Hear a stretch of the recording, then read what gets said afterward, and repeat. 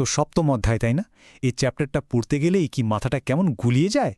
মানে মাতঙ্গিনী হাজরা, প্রীতিলতা ওয়াদ্দেদার, কল্পনা দত্ত, বীণা দাস, বাবা এতগুলো নাম। কে কোন দলের, কে কি করেছিল, কে কাকে গুলি করল, সবকিছু মিলিয়ে মিশে একেবারে জগা খিচুড়ি হয়ে যাচ্ছে, তাই না? একদম চিন্তা করবেন না। আগেরবার আমরা যেমন ষষ্ঠ অধ্যায়কে কাটাছেড়া করেছিলাম, ঠিক সেভাবেই আজ আমরা সপ্তম অধ্যায়টারও একটা অপারেশন করে ফেলব। দেখুন, এই পুরো চ্যাপ্টারটা আসলে তিনটে আলাদা সিনেমার মতো, তিনটে দারুণ গল্প। প্রথমটা হলো নারীদের লড়াই, তারপর আসছে ছাত্রদের রাগ, আর শেষে দলিতদের অধিকার। তো কি খাতা কলম নিয়ে একদম রেডি তো? চলুন তাহলে শুরু করা যাক। আচ্ছা, আমাদের প্রথম সিনেমা মানে নারীদের লড়াইয়ের গল্প। এই পার্টটা কিন্তু একটুখানি বুদ্ধি করে মানে স্মার্টলি পড়তে হবে আমাদের। সবচেয়ে সহজ উপায় কি জানেন? এই পুরো আন্দোলনটাকে না দুটো ভাগে ভাগ করে নিন। একদিকে থাকল গান্ধীজির দেখানো অহিংসার পথ, আর ঠিক তার উল্টো দিকে আর একটা পথ হল সশস্ত্র বিপ্লবের। তো যখনই গান্ধীজি ডাক দিলেন, হাজার হাজার নারী কিন্তু ঘর ছেড়ে সোজা রাস্তায় নেমে এলেন। যেমন ধরুন বঙ্গভঙ্গ বিরোধী আন্দোলনের সময় সরলা দেবী চৌধুরানীর সেই লক্ষ্মীর ভাণ্ডারের কথা মনে আছে তো? তারপর অসহযোগ আন্দোলনে এলেন বাসন্তী দেবী, উর্মিলা দেবী। তারা দোকানে দোকানে পিকেটিং করলেন, মানে শান্তিপূর্ণভাবে অবরোধ করলেন, আর তার জন্য জেলেও যেতে হলো তাদের। আর ভারত ছাড়ো আন্দোলনে সেখানে তো আমাদের গান্ধী বুড়ি মাতঙ্গিনী হাজরা। ভাবুন একবার, ৭৩ বছর বয়সের জাতীয় পতাকা হাতে নিয়ে তিনি তমলুকে পুলিশের গুলির সামনে দাঁড়িয়ে গেলেন। এবার আসি সেই অংশে যেখান থেকে পরীক্ষায় সবচেয়ে বেশি প্রশ্ন আসে। হ্যাঁ, আমি সশস্ত্র বিপ্লবীদের কথা বলছি। এদের মধ্যে কয়েকজন প্রধান অগ্নিকন্যার কথা আমাদের একদম গেঁথে নিতে হবে মাথায়। প্রথমেই দীপালি সংঘ কে প্রতিষ্ঠা করেছিলেন? লীলা নাগরায়, ঢাকায়। উদ্দেশ্য ছিল মেয়েদের লাঠি খেলা, শরীরচর্চা শিখিয়ে একদম তৈরি করে তোলা। ২ নম্বর প্রীতিলতা ওয়াদ্দেদার। তিনি সোজা গিয়ে পাহাড়তলি ইউরোপিয়ান ক্লাব আক্রমণ করলেন, আর ধরা পড়ার ঠিক আগে সায়ানাইড খেয়ে দেশের জন্য জীবন দিলেন। আর ৩ নম্বরে কল্পনা দত্ত আর বীণা দাস। কল্পনা দত্ত ছিলেন মাস্টারদা সূর্য সেনের ডানহাত, আর বীণা দাস, ওরে বাবা, তিনি তো নিজের কনভোকেশনে দাঁড়িয়ে গভর্নরকে গুলি করে দিয়েছিলেন।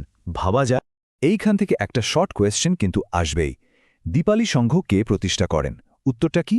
লীলা নাগ। এই নামটা একদম ভোলা চলবে না। তো আমাদের প্রথম সিনেমার গল্প শেষ। নারীরা তো লড়লেন, কিন্তু ছাত্ররা, তারা কি চুপ করে বসেছিল? আরে একদমই না। ছাত্ররাই তো ছিল এই সব আন্দোলনের আসল মেরুদণ্ড। ব্যাপারটা কি হয়েছিল বলি। ১৯০৫ সালে ব্রিটিশ সরকার একটা নিয়ম জারি করল, যার নাম কার্লাইল সার্কুলার।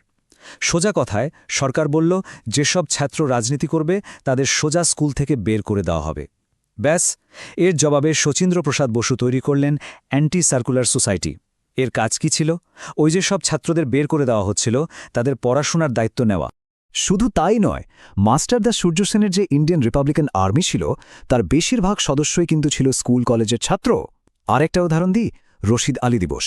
১৯৪৬ সালে আজাদ হিন্দ ফৌজের ক্যাপ্টেন রশিদ আলীকে যখন ব্রিটিশরা বন্দী করে, তখন তার মুক্তির দাবিতে কলকাতার ছাত্ররাই রাস্তায় নেমে আগুন জ্বালিয়ে দিয়েছিল। আচ্ছা, আমাদের দুটো সিনেমা তো দেখা হয়ে গেল। এবার আসছে তৃতীয় এবং সত্যি বলতে এই অধ্যায়ের সবচেয়ে জটিল অংশটা, দলিত আন্দোলন। এই আন্দোলনটা ঠিকঠাক বুঝতে গেলে আমাদের আগে দলিত শব্দটার মানেটা পরিষ্কার করে নিতে হবে। সোজা ভাষায় দলিত মানে হল সমাজের সেই সব মানুষ যারা জাতপাতের কারণে দীর্ঘদিন ধরে শোষিত, অত্যাচারিত আর সব রকম সুযোগ সুবিধা থেকে বঞ্চিত হয়ে এসছেন। তো এই দলিতদের অধিকার নিয়ে দুজনের মধ্যে একটা বড় বিতর্ক তৈরি হয়েছিল। একদিকে ছিলেন মহাত্মা গান্ধী, আর অন্যদিকে ডক্টর আম্বেদকর। গান্ধীজি দলিতদের হরিজন বা ঈশ্বরের সন্তান বলে ডাকতেন। তিনি চাইছিলেন হিন্দু সমাজের ভেতর থেকেই অস্পৃশ্যতার মতো কুপ্রথা দূর করতে। কিন্তু আম্বেদকর বললেন, না, ওভাবে হবে না, আমাদের জন্য চাই আলাদা রাজনৈতিক অধিকার, আলাদা নির্বাচক মণ্ডলী। আর ঠিক এই পয়েন্টটা নিয়ে দুজনের মধ্যে সংঘাতটা শুরু হলো। এই বিতর্কের জেরে গান্ধীজি অনশন শুরু করে দিলেন।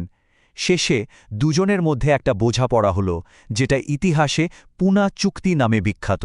কি ঠিক হলো সেখানে? ঠিক হলো যে দলিতদের জন্য আলাদা নির্বাচনের দাবিটা তুলে নেওয়া হবে, কিন্তু তার বদলে আইনসভায় তাদের জন্য সংরক্ষিত আসনের সংখ্যা অনেক বাড়িয়ে দেওয়া হবে। এটা তো গেল সারা ভারতের কথা, কিন্তু আমাদের বাংলায় কি হচ্ছিল? এখানে মতুয়া সম্প্রদায়ের হরিচাঁদ ঠাকুর আর গুরুচাঁদ ঠাকুর দলিতদের অধিকার নিয়ে এক বিরাট জাগরণ আনলেন। এই আন্দোলনটাই নমশূদ্র আন্দোলন নামে পরিচিত। তাদের মূল দাবি ছিল শিক্ষা আর চাকরির ক্ষেত্রে সমান অধিকার। ব্যাস, আমাদের 3 কেস সিনেমাই দেখা শেষ। তাহলে চলুন এবার ঝটপট করে পুরো অধ্যায়টা একবার রিভিশন দিয়ে নিই। পয়েন্ট নাম্বার 1, নারীরা দুইভাবে লড়েছেন, কিছুজন গান্ধীজির দেখানো অহিংস পথে আর কিছুজন হাতে বন্দুক তুলে নিয়ে। পয়েন্ট নাম্বার 2, লীলা নাগের দীপালি সংঘ মেয়েদের লড়াই করার শক্তি জুগিয়েছে। পয়েন্ট নাম্বার 3, ছাত্ররা অ্যান্টি সার্কুলার সোসাইটি তৈরি করে ব্রিটিশদের একটা বড় চ্যালেঞ্জ ছুড়ে দিয়েছিল। আর পয়েন্ট নাম্বার 4, দলিতদের অধিকারের জন্য আম্বেদকরের লড়াই, যার সমাধান হয়েছিল পুনা চুক্তির মাধ্যমে। এবার আসি সুপার সাজেশনে, বিশেষ করে যারা মাধ্যমিক 2026 দেবে তাদের জন্য।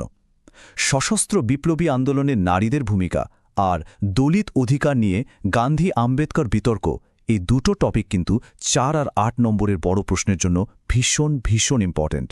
ভালো করে তৈরি করে রাখতে হবে। তো 7ম অধ্যায়ের এই যে সহজ করে একটা বিশ্লেষণ আমরা করলাম, এটা কেমন লাগলো?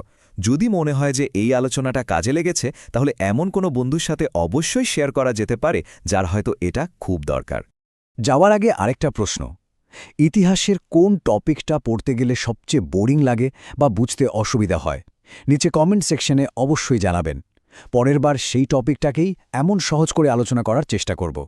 আর হ্যাঁ, এই প্রচেষ্টা যদি ভালো লেগে থাকে তাহলে চ্যানেলটা সাবস্ক্রাইব করতে একদম ভুলবেন না। ধন্যবাদ।